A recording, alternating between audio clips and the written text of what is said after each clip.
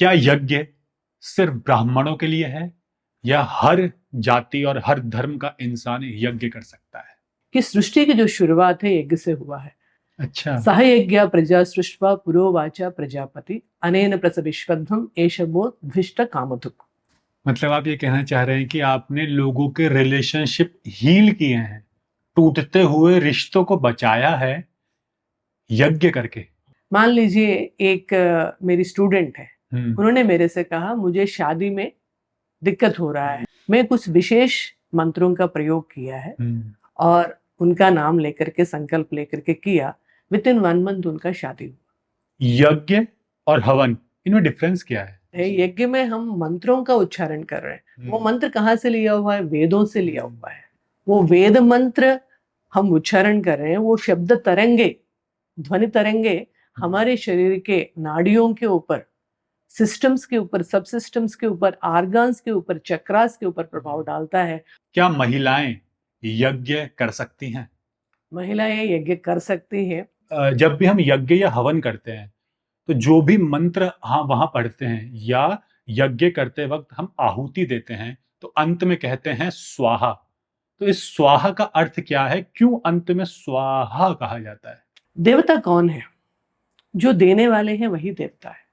क्या यज्ञ करने से डिप्रेशन, एंजाइटी कम हो सकती है?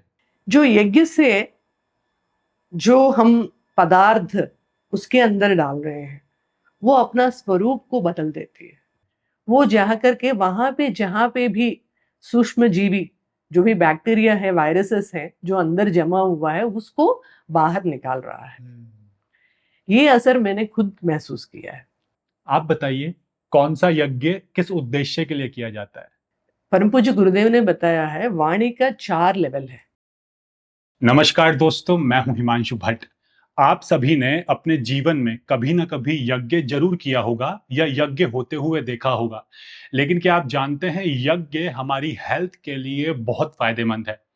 अलग अलग बीमारियों में यज्ञ के फायदे देखे गए हैं। यज्ञ में इस्तेमाल होने वाली हर एक जड़ी बूटी और हर एक आहुति हमारे पर्यावरण और हमारे शरीर पर सकारात्मक प्रभाव डालती है। लेकिन ये पूरा प्रोसेस काम कैसे करता है, उसके पीछे का साइंस हमें नहीं पता। इसलिए दी हेल्थ शो में आज हमारे साथ हैं माँ गायत्री की साधक डॉक्टर उषा जायसवाल जी, जिनसे हम यज्ञ के पीछे का एक साइंटिफिक रीजन और विज्ञान जानेंगे और ये भी जानेंगे किन किन बीमारियों में कैसे यज्ञ हमारे हेल्थ के लिए फायदेमंद होता है। मैम, आपको मेरा प्रणाम और स्वागत है आपका। प्रणाम हिमांशु। मैम, यज्ञ के बारे में हम बचपन से सुनते आ रहे हैं। लोगों को लगता है यज्ञ सिर्फ ज्वाला में डाली जाने वाली आहुति है या सिर्फ एक अनुष्ठान है। लेकिन मुझे लगता है यज्ञ सिर्फ एक अनुष्ठान नहीं है, बल्कि साधना है, विज्ञान है, प्रकृति और इंसान को जोड़ने का एक माध्यम है जो भारत की परंपरा और आत्मा को हजारों सालों से जीवित रखे हुए हैं। लेकिन शायद आज हम कहीं यज्ञ को भूलते जा रहे हैं। इसलिए शुरुआत विज्ञान की तरफ से नहीं करूंगा, ना ही साइंटिफिक बेनिफिट्स की तरफ हम डायरेक्ट बढ़ जाएंगे। सबसे पहले शुरुआत करते हैं यज्ञ के अर्थ से। यज्ञ का वास्तविक अर्थ क्या है और यज्ञ की शुरुआत कैसे हुई? यज्ञ जो शब्द है एज धातु से निकला हुआ है। उसका मीनिंग है दान, देव पूजन, संगति कर। दान के बारे में सभी को पता है, जो भी हमारे पास है विश्व वसुधा के लिए दे देना।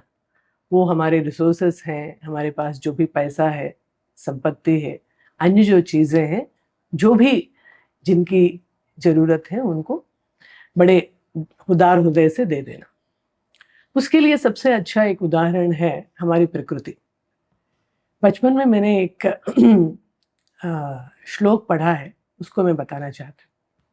परोपकाराय फलन्तु वृक्षाः, परोपकाराय वहन्ति नद्याः, परोपकाराय बहन्ति गावः, परोपकारार्थमिदं शरीरम्। दूसरों के लिए ही वृक्ष फल दे रही हैं, दूसरों के लिए ही नदियां पानी दे रही हैं, दूसरों के लिए गाय दूध दे रही हैं, और हमारा जो जीवन है परमार्थ के लिए बना हुआ है। यज्ञ ये परमार्थ को दिखाने वाला या दर्शाने वाला एक ऐसे विशिष्ट पद्धति जो ऋषि मुनियों ने हम लोगों को दिया हुआ है।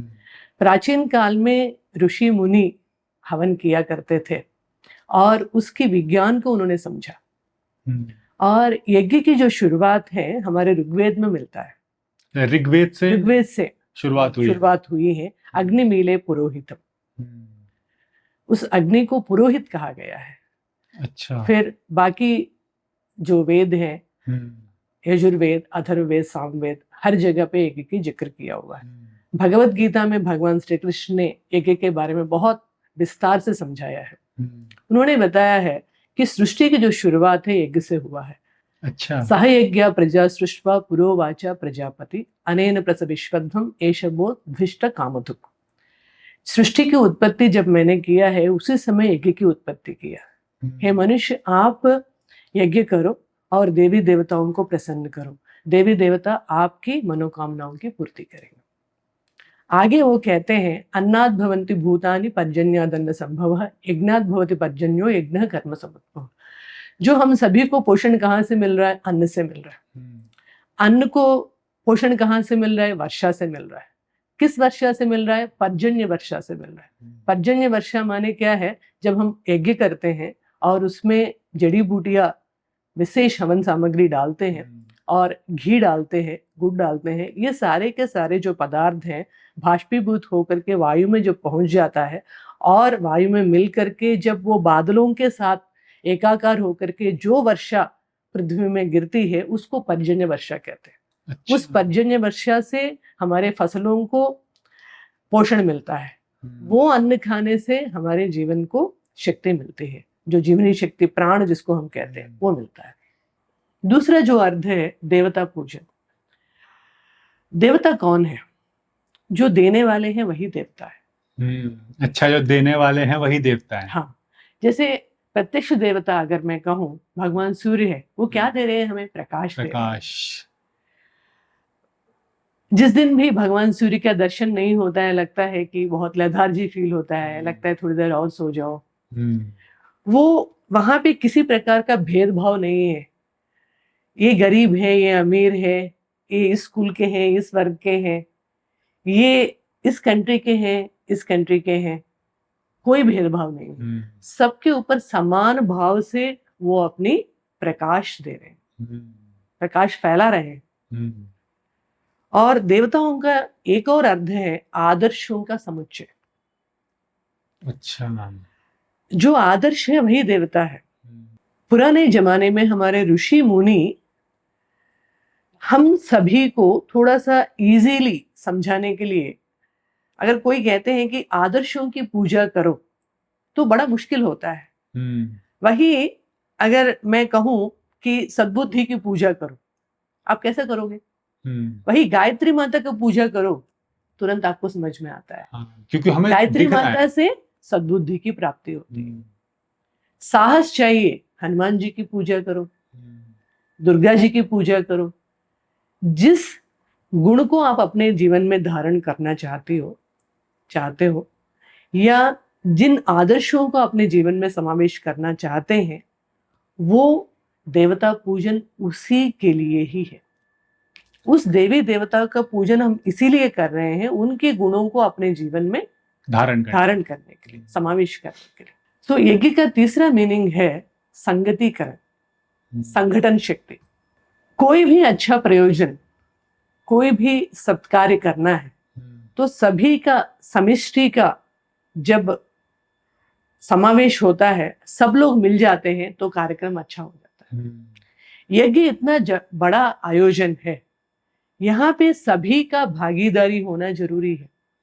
सभी लोग मिलकर के समाज के उत्थान के लिए, समाज के कल्याण के लिए एक जगह पे एकत्रित होते हैं। सारे जितने चीजों की आवश्यकता है वो सारे पदार्थों को इकट्ठा करते हैं, अपना समय, अपना धन, सब चीज लगा देते हैं, तब वो कार्य बहुत अच्छी तरीके से संपन्न हो जाती है। वो जो संगठन शक्ति परमार्थ के लिए जब नियोजित किया जाता है वही यज्ञ। सो यज्ञ का इस प्रकार से 3 व्यापक अर्थ है: दान, देवता पूजन और संगतिकरण। यज्ञ हमें कई प्रकार की शिक्षा देती है। जो यज्ञ से जो हम पदार्थ उसके अंदर डाल रहे हैं वो अपना स्वरूप को बदल देती है। जो घी डाला है, घी ही नहीं मिल रहा है वातावरण से, वो घी सूक्ष्म रूप होकर के अपने स्वरूप को बदल करके परमार्थ के प्रयोजन के लिए अपने आप को निछावर कर रही है। हमारे जीवन भी परमार्थ के लिए होना चाहिए। यज्ञ की जो अग्नि की जो ज्वालाएं हैं हमेशा ऊपर की ओर उठती है। हम हमेशा उत्कृष्ट चिंतन करें, हमेशा ऊंचा सोचे, दूसरों को ऊंचा उठाए। मैंने सुना है यज्ञ कई प्रकार के होते हैं, अलग अलग उद्देश्य के लिए अलग अलग प्रकार के यज्ञ किए जाते हैं। आप बताइए कौन सा यज्ञ किस उद्देश्य के लिए किया जाता है? मान लीजिए किसी को भी लंबे समय से बीमारी है, उन बीमारी की निराकरण करने के लिए, रोग मुक्ति के लिए महामृत्युंजय मंत्र की प्रयोग करके यज्ञ किया जाता है। अच्छा, महामृत्युंजय मंत्र के से यज्ञ। मान लीजिए किसी घर में वास्तु दोष है, उसको दूर करने के लिए वास्तु यज्ञ किया जाता है। किसी किसी को कहते हैं कि मुझे ग्रहों की वजह से बहुत पीड़ा मिल रही है, हाँ। मेरा अभी ये ग्रह खराब है, मेरा शनि की 7.5 चल रहा है, मंगल का दोष है, इस प्रकार की बातें लोग कहते रहते हैं। उनके लिए नवग्रह यज्ञ किया जाता है। और घर में सुख शांति के लिए रुद्र यज्ञ किया जाता है। रुद्र यज्ञ किया जाता है। और घर में ज्ञान, शक्ति और समृद्धि के लिए गायत्री यज्ञ, चंडी यज्ञ और लक्ष्मी यज्ञ किया जाता है। तो इसी तरह के यज्ञ अलग अलग उद्देश्य के लिए किए जाते हैं। और इसी तरह से फिर बहुत से यज्ञ, जैसे अश्वमेध यज्ञ होता है। यज्ञ का नाम हम काफी कम सुनते हैं, ज्यादातर नाम सुना जाता है हवन का। घर पे भी कोई पूजा पाठ होते हैं तो लोग कहते हैं हवन करवा लो। यज्ञ और हवन, इनमें डिफरेंस क्या है? यज्ञ जीवन जीने की पद्धति है और हवन उसका एक प्रैक्टिकल स्वरूप है। स्थूल से सूक्ष्म की तरफ जाने की एक विधान है हवन। और जो यज्ञ है वो आपका जीवन जीने का एक सिद्धांत है। जब भी हम यज्ञ या हवन करते हैं तो जो भी मंत्र वहां पढ़ते हैं या यज्ञ करते वक्त हम आहुति देते हैं तो अंत में कहते हैं स्वाहा। तो इस स्वाहा का अर्थ क्या है? क्यों अंत में स्वाहा कहा जाता है? अग्नि देवता के 2 पत्नियां हैं जी। एक स्वाहा है, दूसरा स्वधा है जी। और स्वाहा का मतलब क्या है? जो हम देवी देवताओं को भोजन यज्ञ के माध्यम से देते हैं उसको हम स्वाहा कहते हैं। अच्छा। और पितरों को जब हम खाना खिलाते हैं उसको स्वधा कहते हैं। तो यानी कि हम ये जो आहुतियां दे रहे हैं और ये जड़ी बूटियों का इस्तेमाल कर रहे हैं, घी का इस्तेमाल कर रहे हैं यज्ञ में आहुति देने के लिए, ये हम हमारे देवी देवताओं के लिए एक प्रकार का भोजन है। यज्ञ का साइंटिफिक बैकग्राउंड क्या है? क्या यज्ञ के साथ कोई विज्ञान भी जुड़ा है? और खास करके यज्ञ का हमारे रेस्पिरेटरी सिस्टम पर क्या प्रभाव पड़ता है? कोई भी पदार्थ 3 प्रकार से काम करता है जी। एक सॉलिड, दूसरा लिक्विड, तीसरा गैसेस। सिंपल एग्जांपल से उसको समझाने का प्रयास करूं। जैसे मान लीजिए किसी का तबीयत ठीक नहीं है, वो फीवर मान लीजिए आ गया, पैरासिटामोल लेता है। हाँ। वही 103, 104 फीवर आ गया तो डॉक्टर इंजेक्शन देते हैं। हाँ। और ये जो पदार्थ है पहले स्थूल रूप में काम कर रहा है, हमने एक टैबलेट ले लिया। दूसरा जो है पदार्थ सूक्ष्म रूप में, द्रव्य रूप में काम किया है तो वो ज्यादा और तेजी से काम कर रहा है। जब पदार्थ वायु रूप में हो जाती है और व्यापक प्रभाव उसका होता है। जैसे एग्जाम्पल के लिए, सिंपल एग्जाम्पल, जैसे हम लोग घर में खाना बनाते हैं। हाँ। कोई मेहमान आया और बढ़िया बढ़िया व्यंजन बनाते हैं, बगल वाले पूछते हैं आज आपके घर में क्या है, हमारे घर तक खुशबू आती है, खुशबू आ रही है, सुगंध आ रही है, ऐसे कहते हैं। क्योंकि हमारे घर में बना हुआ उन तक कैसे पहुंच गया? वायु के माध्यम से वो चीज चला गया। हाँ। यज्ञ में जो भी हम जड़ी बूटियां डालते हैं, घी डालते हैं, वनस्पतियां डालते हैं, वो सब क्या होता है? वायुभूत होकर के निखिल अंतरिक्ष में पहुंच जाता है, वहां से पूरे वातावरण में फैल जाता है और उस आसपास के रहने वाले व्यक्ति के मानसिक और शारीरिक और आध्यात्मिक तीनों लेवल पे उसका असर पड़ता है। किसी प्रकार के स्ट्रेस टेंशन है वो यज्ञ करने से वो दूर हो जाता है।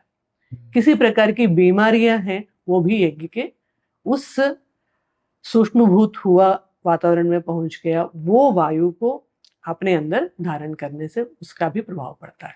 मतलब आप ये कहना चाह रहे हैं कि यज्ञ में जो हमने जड़ी बूटियों की आहुति दी है, जब वो धुएं के रूप में बाहर आती है, वातावरण में फैलती हैं, तो वो एक प्रकार की औषधि का काम करती है। डेफिनेटली। तो मैम, कैसे वो औषधि का काम कर रही है? मतलब आपने क्या बदलाव देखा है यज्ञ करने के बाद अपनी बॉडी में? क्योंकि देखिए, हम तो बात कर रहे हैं हेल्थ बेनिफिट्स की, कि यज्ञ के क्या क्या हेल्थ बेनिफिट्स हो सकते हैं, औरों पे क्या प्रभाव पड़ेगा यज्ञ का, वो जानने से पहले मुझे आप बताइए, आप कितने सालों से यज्ञ कर रही हैं और आपने खुद के शरीर पर यज्ञ के पॉजिटिव बेनिफिट्स क्या क्या देखे हैं और कौन कौन से हेल्थ इशू में आपको मदद मिली है? बहुत अच्छा सवाल है। मैं विगत 5 साल से लगातार हवन कर रही हूँ। 99%, 1% तो हमेशा यानी हर वो दिन? रहता है, हर दिन यज्ञ करती हूँ। उसके पहले भी मैं करती थी मगर वो ऑन एंड ऑफ था। अब मैं रेगुलर नियमित रूप से हवन कर रही हूँ। मैंने देखा है यज्ञ करने के बाद मेरे हेल्थ में काफी सुधार आया। मेरी इम्यूनिटी बूस्ट हुआ। जो अनावश्यक छोटी मोटी बीमारियां ऐसे ही आ जाती, मान लीजिए अभी बहुत ज्यादा बारिश हो रहा है, हरिद्वार में सभी को पता है 2 महीने से एक भी दिन नागा नहीं है, बारिश हो रहा है। कई लोगों को खांसी, जुकाम, फीवर, बॉडी पेन्स, बहुत कुछ हो रहा है। मैं लगातार कर रही हूँ, मुझे कोई असर नहीं है उसका। वातावरण के किसी भी प्रकार के बदलाव का मेरे ऊपर असर नहीं। मैं उसका पूरे का पूरा श्रेय यज्ञ को देती हूँ। जो नियमित रूप से एक निश्चित समय पे जो हवन जो भी व्यक्ति करते हैं, उनके ऊपर निश्चित ही यज्ञ का प्रभाव पड़ेगा।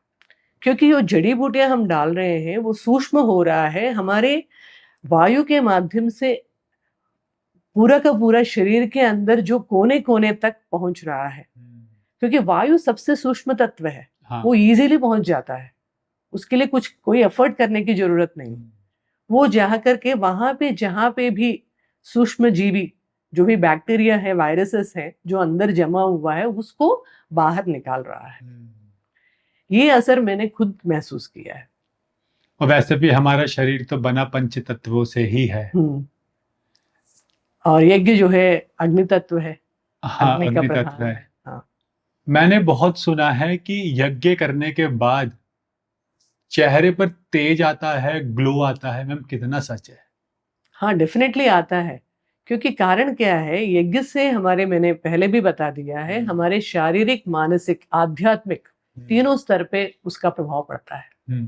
शारीरिक, जब हमारी हेल्थ अच्छी होती है, इम्यूनिटी बूस्ट होता है, शरीर के कण कण तक यज्ञ की उस सूक्ष्म रूप में, वो प्राण तत्व में कहूँ, वो जो औषधि तत्व में कहूँ, वो अंदर जा रहा है और उसका जो है अंदर शुद्धिकरण हो रहा है, प्यूरिफिकेशन प्रोसेस हो रहा है, जो प्यूरिफाई करके वो जो ओजस, तेजस, वर्चस्व जिसको हम कहते हैं, वो हमारे चेहरे पे रिफ्लेक्ट होता है बिना किसी मेकअप के। यानी कि ऐसा समझा जाए कि यज्ञ हमारे बॉडी का प्यूरिफिकेशन करता है। हाँ। और यहाँ पे एक और महत्वपूर्ण बात है, यज्ञ में हम मंत्रों का उच्चारण कर रहे हैं। वो मंत्र कहाँ से लिया हुआ है? वेदों से लिया हुआ है। वो वेद मंत्र हम उच्चारण कर रहे हैं, वो शब्द तरंगे, ध्वनि तरंगे हमारे शरीर के नाड़ियों के ऊपर, सिस्टम्स के ऊपर, सब सिस्टम्स के ऊपर, आर्गन्स के ऊपर, चक्रास के ऊपर प्रभाव डालता है। वो भी हमारे हेल्थ को अच्छा करने में सबसे बड़ा योगदान दे रहा है। यज्ञ करने के जो फायदे आपने बताए, अपने लाइफ में भी आपने देखे हैं, अपने ऊपर भी देखे हैं, यानी आपके पास खुद ही आप उसका एक प्रैक्टिकल एक्सपीरियंस है या लाइव एग्जांपल है। Live example. आजकल मेंटल इलनेसेस बहुत कॉमन है। हर कोई किसी ना किसी टेंशन में है, एंजाइटी में है, डिप्रेशन में है। क्या यज्ञ करने से डिप्रेशन, एंजाइटी कम हो सकती है? डेफिनेटली कम हो सकती है। क्योंकि जो साउंड है, हाँ जी, परम पूज्य गुरुदेव ने बताया है, वाणी का 4 लेवल है जी। एक है वैखरी वाणी, मध्यमा वाणी, पश्यंती वाणी और परावाणी। वैखरी वाणी जो मैं बोल रही हूँ आप सुन रहे हो, शब्दों के माध्यम से आदान प्रदान हो रहा है। मध्यमा वाणी हमारे भावनाओं के माध्यम से आदान प्रदान हो रहा है, बॉडी लैंग्वेज है, गेस्चर्स, पोस्चर्स है। तीसरा जो है पश्यंती वाणी, हमारे विचारों के माध्यम से वो एक्सप्रेशन होता है। और चौथा वाणी परावाणी, अंतःकरण से निकलती है, शाप और वरदान के रूप में। ये 4 वाणियां निखिल अंतरिक्ष में सूक्ष्म तरंगों के रूप में प्रवाहित हो रहा है।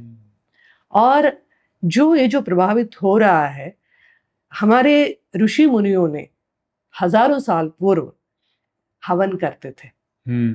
वो जो शब्द है अभी भी अंतरिक्ष में विद्यमान है सूक्ष्म रूपों में। जब हम हवन करते हैं, जब हम यज्ञ करते हैं, वो जो ध्वनि तरंगे जाकर के जो ऑलरेडी अंतरिक्ष में विद्यमान उन तरंगों के साथ जब टकराते हैं, वो जो वाइब्रेशन वापस साधक के पास, यज्ञ करने वाले व्यक्ति के पास आता है, वो डेफिनेटली उस व्यक्ति के मानसिक स्वास्थ्य पर बहुत अच्छा व्यापक प्रभाव डालता है। मतलब जैसे लास्ट में मैंने सर के साथ एक वीडियो बनाया था माँ गायत्री पे, तो सर हमेशा एक बात कहते हैं, एनर्जी फॉलो इंटेंशन। तो जो ये मंत्र आप कह रहे हैं कि हमारे सौरमंडल में है, वातावरण में है, जो सूक्ष्म रूप में है, वो दिखाई तो देते नहीं है। तो जब हम जो मंत्रों का उच्चारण कर रहे हैं, जब वो वहां पहुंचते हैं, तो आप यही कहना चाह रहे हैं ना। तो इससे मेरे को ये समझ में आया कि वो हमारे अंदर से या हमारे मुख से मंत्रों के रूप में जो ऊर्जा निकली, जो उस ऊर्जा से जो ब्रह्मांड में है उससे जाकर अलाइन हुई, तो उसका रिजल्ट जो हमारी इंटेंशन है उसकी फॉर्म में हमें मिल जाता है। तो इस तरीके से यहाँ पे मैं आपको बीच में रोक रही हूँ। मैं कुछ एक्सपेरिमेंट्स किया है जी विगत 5 सालों से अपने एक रिसर्च के पॉइंट ऑफ व्यू से। मैं ये देखना चाह रही थी मंत्रों का क्या प्रभाव पड़ता है अच्छा व्यक्तियों के विभिन्न प्रकार के समस्याओं में। मान लीजिए एक मेरी स्टूडेंट है, उन्होंने मेरे से कहा मुझे शादी में दिक्कत हो रहा है, 1 साल से मैं प्रयास कर रही हूँ, वो शादी हो नहीं पा रही है, कोई ना कोई रीजन हो रहा है, आप उसके लिए कुछ यज्ञ में प्रयोग कर सकते हैं? उन्होंने मेरे से पूछा। मैं कुछ विशेष मंत्रों का प्रयोग किया है और उनका नाम लेकर के, संकल्प लेकर के किया। विद इन 1 मंथ उनका शादी हुआ। और एक और प्रयोग मैंने किया है कि जो प्रेग्नेंट वुमेन है, प्रेगनेंसी के दौरान अगर 9 महीना उनके लिए मैं डेली नॉर्मल डिलीवरी हो, उस संकल्प लेकर के, उनका नाम लेकर के डेली हवन करूं, और मैं देखना चाहती हूँ उनकी नॉर्मल डिलीवरी हो सकती है क्या। उस प्रकार से 3 लोगों के ऊपर मैंने किया है, तीनों का नॉर्मल डिलीवरी हुआ। और एक और प्रयोग मैंने किया है रिलेशनशिप प्रॉब्लम में। जो लोगों का आजकल बहुत ज्यादा प्रॉब्लम है, रिलेशनशिप बहुत कॉमन हो गया है, डाइवोर्सेस इतना ज्यादा हो रही है हमारे बनता देर से है, टूटता एकदम है, बहुत ज्यादा। तो उसमें भी कुछ प्रभाव पड़ सकता है। यज्ञ में मैंने मंत्र के माध्यम से कुछ विशेष मंत्रों का मैंने प्रयोग किया और देखा उसका क्या इफेक्ट पड़ रहा है। और एक फैमिली है, जब से शादी हुआ है, 10-15 साल हुआ है, तब से उनका कभी बनती नहीं थी। और लगातार मैं 2 साल से उनके लिए कर रही हूँ और मैं देख रही हूँ उन दोनों का भी काफी अच्छा रिलेशनशिप में सुधार आ गया है। और एक और प्रयोग मैंने किया है, एक मेरे जानने वाले हैं, स्टूडेंट है, न्यूजीलैंड में रहते हैं। उन्होंने मेरे से कहा कि मेरे जॉब में कुछ प्रॉब्लम आ रही है, गवर्नमेंट जॉब में है मगर कुछ प्रॉब्लम आ रही है, मेरा जॉब शायद जा सकता है, ऐसा मुझे टेंशन हो रहा है, इसमें आप कुछ कर सकते हैं क्या। फिर मैं उसको भी as a research point of view किया था। 2 महीने लगातार उनके लिए संकल्प लेकर के मैंने किया, विशेष मंत्रों का प्रयोग किया। उनका जॉब जो जाने वाली थी वो रुक गई थी, फिर उनको अच्छे पोजीशन मिला और जॉब भी अच्छी हो गई, सैलरी भी अच्छी हो गई। और एक और विशेष प्रयोग मैंने किया है कि जब बहुत ज़्यादा ह्यूमिडिटी होती है, तो उसमें लगता है कि कुछ बारिश आ जाए। गायत्री मंत्र में हम सभी को पता है बहुत बड़ा ताकत है, प्राणों की रक्षा करने वाला मंत्र है, प्राणों को एलिवेट करने वाला मंत्र है। उस गायत्री के वरुण गायत्री मंत्र का मैंने प्रयोग किया और मेरे 100% मैं उसको कह सकती हूँ, 100% जिस दिन भी मैंने इंटेंशन दे करके वरुण देवता की आहुति यज्ञ में मैंने डाला है, तो उस दिन जरूर बारिश हुई, उस दिन या नेक्स्ट वाले दिन। 100% मेरी अपनी ये जो रिसर्च जो मैं कर रही हूँ उसमें मैंने 100% सफलता हासिल किया है, ये मैं इसीलिए कह रही हूँ।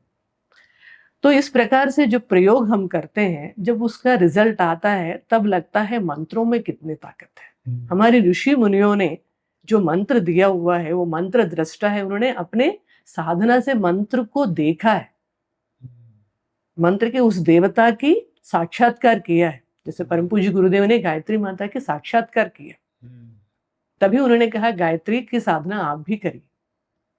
तो उस प्रकार से मंत्रों की ताकत है। जब हम कुछ एक्सपेरिमेंट अपने लेवल पे करते हैं तो ये पता चलता है, डेफिनेटली उसका रिजल्ट आता है। मगर यहाँ पे बहुत इंपॉर्टेंट पॉइंट ये है, यज्ञ करने वाले व्यक्ति की जो संकल्प, उनकी जो साधना और उनकी जो इंटेंशन, उनकी जो प्यूरिफिकेशन और मंत्रों का जो प्रयोग, किस प्रकार के मंत्रों का वो प्रयोग कर रहे हैं, उसकी शुद्धता, प्रोनाउंसिएशन और प्यूरिफिकेशन बहुत बहुत व्यक्ति की जरूरत है। मतलब आप ये कहना चाह रहे हैं कि आपने लोगों के रिलेशनशिप हील किए हैं, टूटते हुए रिश्तों को बचाया है यज्ञ करके, तो इतना पावरफुल यज्ञ है। लेकिन आपने कहा ना कि जैसे हर साधना के साथ कुछ नियम होते हैं, कहते हैं कि सिद्धि पाने के लिए भी शुद्धि चाहिए। बहुत सही है। तो यज्ञ करने के, उस मंत्र को पढ़ने के, उस मंत्र के पीछे की इंटेंशन या यज्ञ करने की इंटेंशन, ताकि पॉजिटिव फल प्राप्त हो, किस किस नियम का एक यज्ञ करने वाले को उस वक्त पालन करना चाहिए? और अगर लोगों के लिए इस क्वेश्चन को शॉर्ट करूं तो यज्ञ करते वक्त किस किस नियम का पालन करना अनिवार्य है? पहले उस मंत्र के प्रति, जिस मंत्रों के प्रयोग वो कर रहे हैं, उसके प्रति पूर्ण श्रद्धा और विश्वास होना चाहिए। क्योंकि ये सारे मंत्र हमारे ऋषि मुनियों ने दिया हुआ है, उन्होंने वो सारा प्रयोग किया हुआ है। प्रयोग करने के बाद ही, पूरा का पूरा रिसर्च करने के बाद ही ये उन्होंने बताया है, ये मंत्र का ये फल मिलता है जी। और उस जब हमारा विश्वास रहता है, विश्वास के साथ एक निश्चित समय पे जो विधि विधान बताया गया है और मंत्रों की जो शुद्धता है, उच्चारण, वो भी सही होनी चाहिए। और हमारा मन में एक विचार परोपकार की, दूसरों की जरूर भला हो मेरे इस यज्ञ से, ये एक भावना होनी चाहिए, एक मानवता के कल्याण की भावना होनी चाहिए, तब डेफिनेटली उसका रिजल्ट आता है। ऐसा मैंने महसूस किया। हाँ मैम, ये मेरा पर्सनल ऑब्जर्वेशन है, ये उसको जनरलाइज नहीं कर सकते। और वैसे भी सबसे बड़ा ज्ञान अनुभव ही होता है, क्योंकि हर चीजें हर इंसान की लाइफ में अलग अलग तरीके से काम करती है। मेरे लिए क्या सही है वो मेरे को तभी पता चलेगा जब तक मैं उसका प्रैक्टिकल एक्सपीरियंस नहीं ले लूंगा। तो सबसे अच्छी चीज तो वही है जो अभी आपने बताई, आपका पर्सनल एक्सपीरियंस है। लेकिन मैंने यज्ञ या हवन के टाइम पर बहुत सुना है कि अगर आप एक बार हवन करने बैठ गए तो तब तक नहीं उठना चाहिए जब तक वो हवन पूरा ना हो जाए। ये कितना सही है या कितना सच है? बहुत सिंपल एग्जाम्पल से उसको समझाने का प्रयास करें। जी। यज्ञ के जब हम विधि विधान में शुरुआत में हम प्यूरिफिकेशन के प्रोसेसेस करते हैं, पवित्रीकरण, षटकर्म, फिर उसके बाद हम देवी देवताओं का आवाहन करते हैं। जब मान लीजिए हमारे घर में किसी को हम बुलाते हैं, वो बैठे हुए हैं मेहमान, और हम बीच में उठ करके कहीं चले जाए, कैसा लगेगा उनको? बुरा लगेगा। उसी प्रकार से जब एक इंसान को बुरा लग सकता है, हम भगवान को बुला रहे हैं और बीच में उठ करके जाने का या बीच में बात करने का, कुछ और काम करने का कोई मतलब ही नहीं। क्योंकि हमने उस सुप्रीम पावर को या उस एनर्जी को बुलाया है जो एक शक्ति के फॉर्म में उस यज्ञ के टाइम पर वहां पे विद्यमान है, सूक्ष्म रूप में विद्यमान, सूक्ष्म रूप में। तो वहां से उठना उनका अनादर है। और ये सिर्फ यज्ञ के लिए नहीं है, शायद ये हर उस पूजा पाठ और विधि विधान के लिए है जो पूजा पाठ हम अपने घरों पर, मंदिरों में या पर्व त्योहारों पर करते हैं। आपने बहुत सारी बातें बताई, लेकिन माइंड से रिलेटेड एक चीज और है, वो है नेगेटिविटी। वो नेगेटिविटी नेगेटिव थॉट्स की हो सकती है या लोगों की लाइफ में नकारात्मक ऊर्जा की हो सकती है। क्या अगर किसी की लाइफ में नेगेटिव एनर्जीज वाली कोई प्रॉब्लम है, उस नेगेटिव एनर्जी को हम भूत प्रेत कह सकते हैं, या उसका खुद का नेगेटिव माइंडसेट? तो क्या नेगेटिव एनर्जीज के जो प्रभाव हम पर पड़ते हैं उसे यज्ञ से दूर किया जा सकता है? डेफिनेटली दूर किया जा सकता है। यज्ञ कैसे असर करेगा? क्योंकि मैम हम देखते हैं कि लोगों के साथ भूत प्रेत वाली बहुत सी समस्या है। डॉक्टर इसको साइकोलॉजिकल डिसऑर्डर कह देते हैं, कई लोग कहते हैं नहीं सिजोफ्रेनिया है, मल्टीपल पर्सनैलिटी डिसऑर्डर है, अलग अलग तरीके की बीमारी के नाम दिए जाते हैं। लेकिन जो मानते हैं वो ये कहते हैं नहीं, ये नेगेटिव एनर्जीज और भूत प्रेत वाली प्रॉब्लम्स हैं। अब वो मंदिरों में जाते हैं, कोई डॉक्टरों के पास जाते हैं, अलग अलग तांत्रिकों के पास जाते हैं, लेकिन आप कह रहे हो कि भूत प्रेत की समस्या को या नेगेटिव एनर्जीज की समस्या को हम सिर्फ यज्ञ से ठीक कर सकते हैं। मैं ये कैसे नहीं कह रही possible है? हूँ कि सिर्फ यज्ञ से ठीक कर सकते हैं, जी। मैं ये कह रही हूँ यज्ञ से भी ठीक किया जा सकता है। लेकिन यज्ञ से कैसे? हाँ, जब उस प्रकार के नेगेटिव एनर्जी है, वो व्यक्ति अगर यज्ञ में बैठेंगे, जी। क्योंकि एक समय में एक ही एनर्जी रह सकती, पॉजिटिव या नेगेटिव। हाँ। जब यज्ञ में हम सारी देवी देवताओं को बुलाते हैं, उनकी प्रेजेंस वहां रहती है। जैसे मान लीजिए हनुमान जी को हम बुलाते हैं, हनुमान चालीसा में हम क्या बोलते हैं? भूत पिशाच निकट नहीं आवे, आवे, महावीर जब नाम सुनावे। जब हम भगवान को बुला रहे हैं, तो वहां पे भूत प्रेत पिशाच कहाँ से आएंगे? एक टाइम में एक ही चीज हो सकती है ना। हाँ। आपका विश्वास होना चाहिए जो बैठने वाला व्यक्ति को, जिनको भी नेगेटिव एनर्जी है, इस प्रकार की कोई भी समस्या है, नेगेटिव थिंकिंग है, वो इस विश्वास के लेकर के बैठ जाए कि मेरी ये समस्या का निराकरण यज्ञ से होगा। जैसे ऑलरेडी आपने बताया है, energy follow the intention, energy follow the thought. हमारा जो विश्वास है उसके अंदर बहुत ताकत है। तो वो ये ना कि यज्ञ ईश्वर की पूजा है, और जहां ईश्वर की पूजा हो रही हो वहां नकारात्मकता की कोई जगह ही नहीं होती। इसी तरह से आजकल स्किन की बीमारियां बहुत कॉमन है, माइग्रेन बहुत कॉमन है।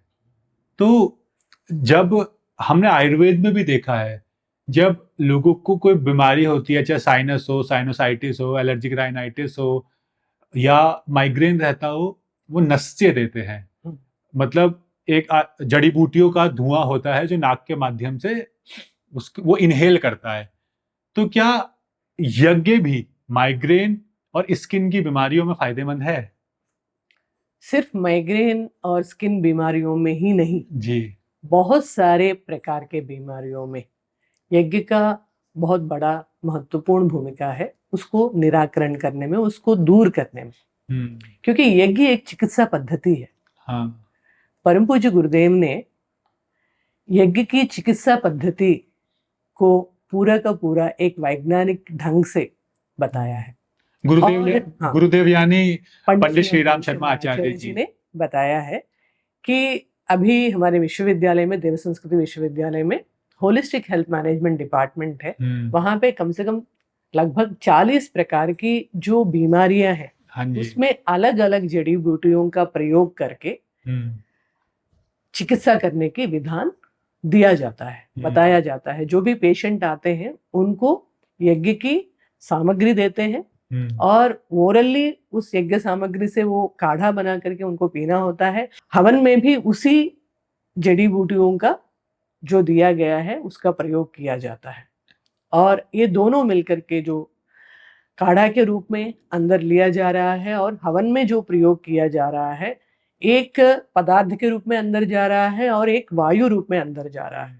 और खास करके जिस कमरे में वो व्यक्ति रहते हैं उस कमरे में रह करके यज्ञ करे, ताकि 24/7 वायु के माध्यम से वो जो सूक्ष्म भूत होकर के जो हवन सामग्री, जो जड़ी बूटियां वातावरण में पहुंच गई, वो शरीर के अंदर, सिस्टम के अंदर जहां पे भी प्रॉब्लम है, जिस समस्या को लेकर के वो परेशान है, वो सिस्टम में जाकर के काम करना शुरू कर देता है और पूरी तरह से व्यक्ति को ठीक कर देता है। वैसे बहुत से लोग, मुझे नहीं लगता आपके इस बात को मानेंगे, क्योंकि क्या होता है, लोगों की आदत है, जो दिखता है वही वो मानते हैं, जो वो देख नहीं सकते उसे वो अंधविश्वास कहते हैं। लेकिन जितना मुझको समझ में आया ना, कि अगर इसका सबसे प्रैक्टिकल एग्जांपल देखना है, तो मैं कहूंगा आप मेट्रो सिटीज में चले जाओ। आप दिल्ली, मुंबई, नोएडा, गुड़गांव या ऐसे शहर जो पॉल्यूशन से भरे पड़े हैं, आप वहां की हवा देखिए। वो हवा आपको कैंसर दे रही है, अलग अलग बीमारियां दे रही है, लाइफ स्पैन को कम कर रही है। लेकिन वही इंसान जब उस पॉल्यूशन वाले शहर से निकलकर पहाड़ों पर जाता है, जहां शुद्ध हवा है, वहां उसकी कोई सी भी बीमारी हो, वो रिकवर करने लगता है। क्योंकि पहाड़ पे हवा तो शुद्ध है ही, लेकिन वहां वो जो हवा एक औषधि का काम करती है। जैसे मैं जहाँ जॉब करता था आज से 6-7 साल पहले, उन मैम को बहुत कंडीशन खराब थी। मतलब उनकी ऐसी हालत हो गई थी कि वो दिल्ली में सांस नहीं ले पाती थी। उनके लंग्स में तक घाव हो गए थे। स्टीरॉइड्स उनके चल रहे थे, बिना पंप के वो रह नहीं सकती थी। लेकिन क्या हुआ, उन्होंने दिल्ली में अपना सब कुछ बेचा और वो देहरादून आ गए। देहरादून में भी बिल्कुल सहस्त्रधारा के पास, तब वहां पे उतना कंस्ट्रक्शन नहीं था। और उनकी हालत ऐसी थी कि स्टीरॉइड के बाद उनके साइड इफेक्ट इतने हुए कि शरीर पे घाव बनने लगे। कपड़े पहनती थी तो चुभते थे, और वेट इतना कम हो गया था कि खुद तो चल नहीं पाती थी। उनके हस्बैंड उनको उठाकर ले जाते थे वॉशरूम। लेकिन जैसे ही वो दिल्ली से आकर देहरादून में पहाड़ों के पास शिफ्ट हो गई, उनका पंप छूट गया, उनका लंग्स 80% रिकवर कर गए, स्टीरॉइड्स उनके छूट गए, सिर्फ और सिर्फ जगह बदलने से। तो जो लोगों को लगता है कि यज्ञ की धुएं से क्या हो जाएगा, तो उनके लिए ये एक बहुत बड़ा एग्जाम्पल है कि उस इंसान ने सिर्फ जगह चेंज की थी, और उस जगह को चेंज करने से जो वो सांस के माध्यम से ले रहे थे हवा, सिर्फ वो बदली थी। लाइफस्टाइल तो वही था, वो 80% रिकवर कर गई। तो हम समझ सकते हैं कि कितना मैटर करता है एक हवा का प्यूरिफिकेशन। और जो हम यज्ञ की हमारा धुआं है, वो जड़ी बूटियों वाला धुआं है, जो प्यूरिफाई करता है बॉडी और इस इन्वायरमेंट को। लेकिन आजकल ये तो बहुत सी बीमारियां हैं जिसमें आपने फायदे बताए, लेकिन आजकल क्या, या पहले से ही कहूं, लोगों को क्लैरिटी नहीं है, लोगों का कंसंट्रेशन नहीं हो पाता। और आप कह रहे हैं कि यज्ञ का जो धुआं है वो हमारे पूरे शरीर में जाता है वायु के फॉर्म में, और वो सूक्ष्म रूप से जाता है, लेकिन वो असर उसकी जड़ी बूटियां हमारे शरीर के अलग अलग विकारों को दूर करने में दिखाती हैं। एकाग्रता यानी कंसंट्रेशन और क्लैरिटी को लाने में यज्ञ कितनी मदद करता है? यज्ञ में जब हम मंत्रों का प्रयोग करते हैं, वो मंत्रों में वो शक्ति है। मननात् त्रायते इति मंत्र जी। जिनकी जप करने से, जिनकी उच्चारण करने से हमारा मन के ऊपर पूरा का पूरा असर पड़ता है। मन को पूरी तरह से प्यूरिफाई कर देता है, शुद्ध कर देता है, परिष्कृत कर देता है। वो मंत्र जब हमारा जो कंसंट्रेशन का प्रॉब्लम है, हाँ, या फोकस नहीं हो पा रहा है, मेमोरी की इश्यूज हैं, और यहाँ पे मैं आपको एक और इंटरेस्टिंग केस स्टडी बताना चाहती हूँ। ये आप की है? मेरी जी। जो मैं यज्ञ कर रही हूँ, उसमें जो बच्चे हैं 10th क्लास के, जो 10th क्लास का एग्जाम सभी को पता है बहुत ज्यादा सीरियस एग्जाम है। मेरे खुद के भाई का जो बेटा है, उनको थोड़ा कंसंट्रेशन की इश्यू है। तो फिर उनके लिए मैं पूरे साल भर कुछ विशेष मंत्रों से, ताकि उनकी फोकस और कंसंट्रेशन हो, किया था, और उनको 89% मार्क्स आया। एक और बच्ची है हरिद्वार की ही, उनका भी सेम इश्यू था, फोकस नहीं कर पा रही थी। आज के सोशल मीडिया इतना ज्यादा है, सारे बच्चे उसमें लगे हुए हैं, और उनके लिए भी उनका जब मैंने पूरा साल भर किया है 92% आया है। अच्छा। ये जो मेरे पास जो केस स्टडीज हैं, उसी से मुझे एक उत्साह मिल रहा है, और कुछ मैं रिसर्च करूं इसमें, और प्रयोग डिफरेंट प्रयोग करूं। अरे चल रहा है मेरा प्रयोग, जब रिजल्ट आता है तो बहुत अच्छा महसूस मैम कहीं ऐसा ना हो इस वीडियो को देखने के बाद सारे बच्चे आपसे कहे कि मैम मेरे नाम से भी कर दीजिए ताकि मेरे भी अच्छे मार्क्स आ जाए। डेफिनेटली वो तो एक सेवा है, जरूर करूंगी मैं। तो कई बच्चे बोलते हैं मुझे, कई पेरेंट्स बोलते हैं आप हमारे बच्चों के लिए करिए, मैं लगातार अभी कर रही हूँ। तो मतलब जैसे आपने पहले मुझे बताया था कि यज्ञ से रिलेशन की प्रॉब्लम्स भी हम हील कर सकते हैं, बीमारियों पर तो यज्ञ असर करता ही है, बच्चों के कंसंट्रेशन मेमोरी पावर पे भी असर करता है। तो यानी यज्ञ हमारी ऊर्जा पे काम करता है, क्योंकि आपने कहा था कि एक टाइम पे एक ही एनर्जी रह सकती है, या तो पॉजिटिव या तो नेगेटिव। तो यज्ञ हमारे शरीर से नेगेटिविटी को दूर करता है और पॉजिटिविटी लाता है। जैसे हमें यूनिवर्सिटी में सिखाते थे पॉजिटिविटी इन नेगेटिविटी आउट, तो सेम यज्ञ भी करता है। क्या यज्ञ सिर्फ एनर्जी को पॉजिटिव करता है या हमारे भाग्य को भी बदल सकता है? हमारे जो भारतीय दर्शन, भगवत गीता और उपनिषद के अनुसार भाग्य हमारा पूर्व जन्म के कर्मों का फल है। जो भी इस जीवन में हम भोग रहे हैं, पिछले जन्म में जो भी हमने बोया है वही इस जन्म में हम काट रहे हैं। और भाग्य के बारे में ये भी कहा जाता है जो हमारे जो ग्रह है वो भी हमारे भाग्य को प्रभावित करता है। उस ग्रह की जो स्थितियों को ठीक करने के लिए नवग्रह यज्ञ है और भी शांति यज्ञ है और विशेष प्रकार के मंत्रों का प्रयोग करके जब हम हवन करते हैं तब हमारा जो भी ग्रहों की जो नकारात्मक जो प्रभाव है वो दूर होकर के हमारे भाग्य को बदलने में एक माध्यम बन जाता है। और एक मनोवैज्ञानिक दृष्टि से देखा जाए तो भाग्य जो है हमारा जो निर्णय के ऊपर भी निर्भर रहता है। हम इस जीवन में सही निर्णय लेते हैं, हमारा जो काम है वो बनने लगता है, सफलता मिलती है और आगे चल करके वही भाग्य के रूप में परिणत होता है। इसलिए कहते हैं डिसीजन इज डेस्टिनी। यस, यज्ञ निष्काम कर्म है और दूसरों के लिए हम पूरी दूसरों के कल्याण के लिए किया हुआ, परमार्थ के लिए किया हुआ कर्म है। जब हम दूसरों के लिए निष्काम भाव से करते हैं डेफिनेटली हमारा भाग्य के ऊपर उसका प्रभाव पड़ता है। लेकिन जैसे हमने देखा है ना, लोग कुंडलियां दिखाते हैं बहुत जगह, अलग अलग चीजों ने बताई जाती है, नग बताए जाते हैं, मंत्र बताए जाते हैं, लेकिन आप कह रहे हैं कि अगर किसी के ग्रह में या कुंडली में कोई प्रॉब्लम है तो मंत्रों के माध्यम से किया गया यज्ञ कुंडली के या ग्रहों के दोष को दूर करने में मदद कर सकता है, जो हमारे भाग्य को बदलने में भी सहायता करता है। लेकिन मैम यज्ञ बहुत टाइप के होते हैं, किस प्रयोजन से किया जा रहा है वो मैटर करता है, यानी आपका उद्देश्य क्या है उसके हिसाब से निर्धारित होता है कि कौन सा यज्ञ किया जाएगा। लेकिन लोगों में कई बार कंफ्यूजन रहता है कि यज्ञ अकेले किया जाए या एक सामूहिक यज्ञ होता है, यानी एक ही यज्ञ के अंदर, एक ही हवन कुंड के अंदर, यज्ञ कुंड के अंदर 4-5 लोग, 10-15 लोग आहुतियां दे रहे होते हैं।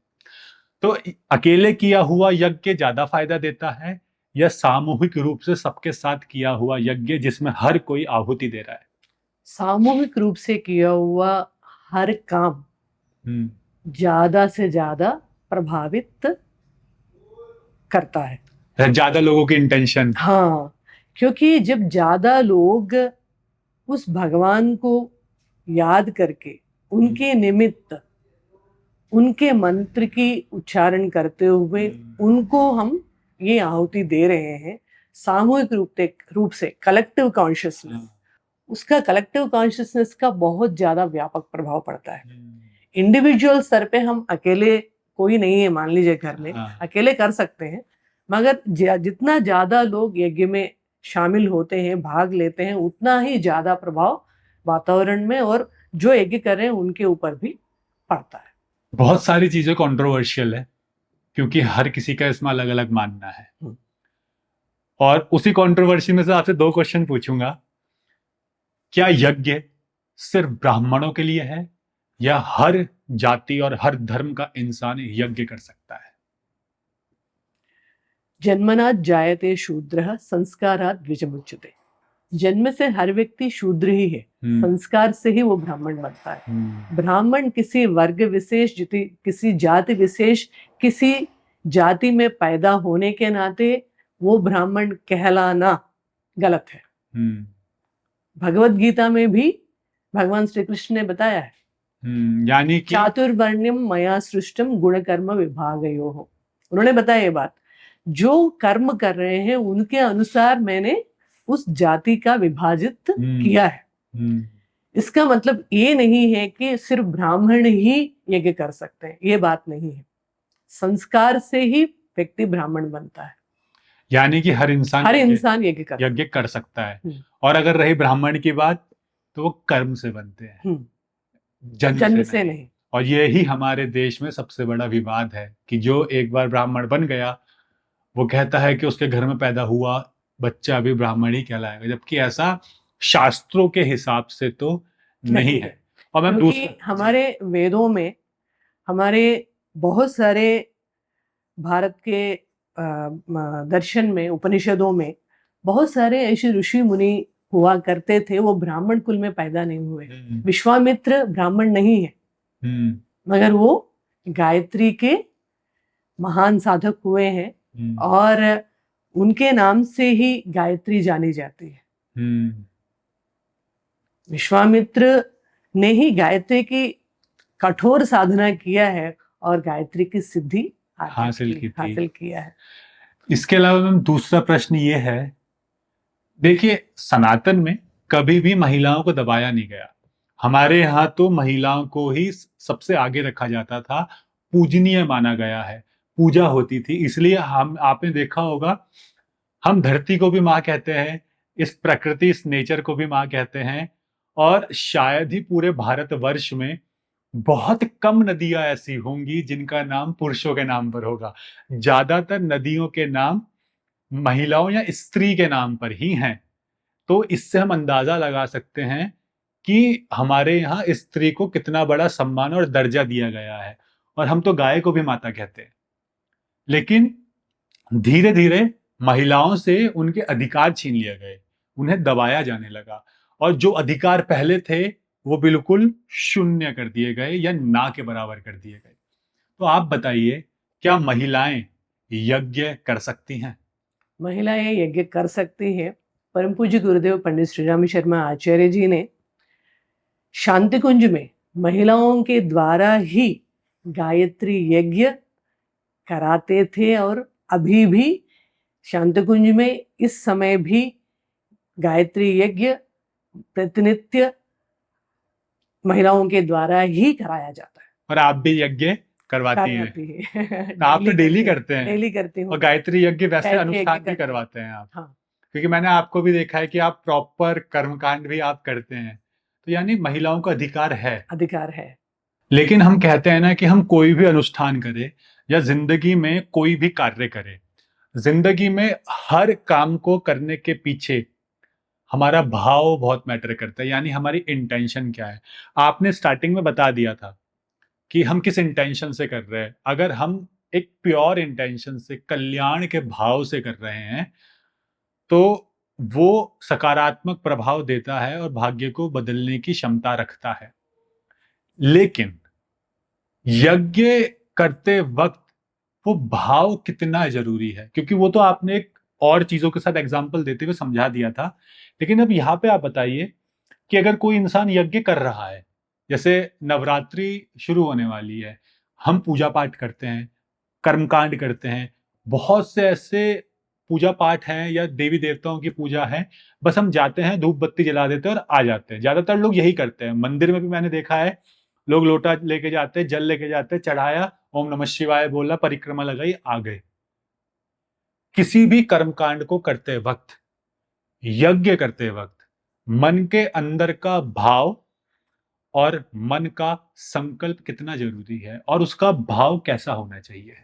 लोग हमेशा कर्मकांड के पीछे ही बने रहते हैं जी।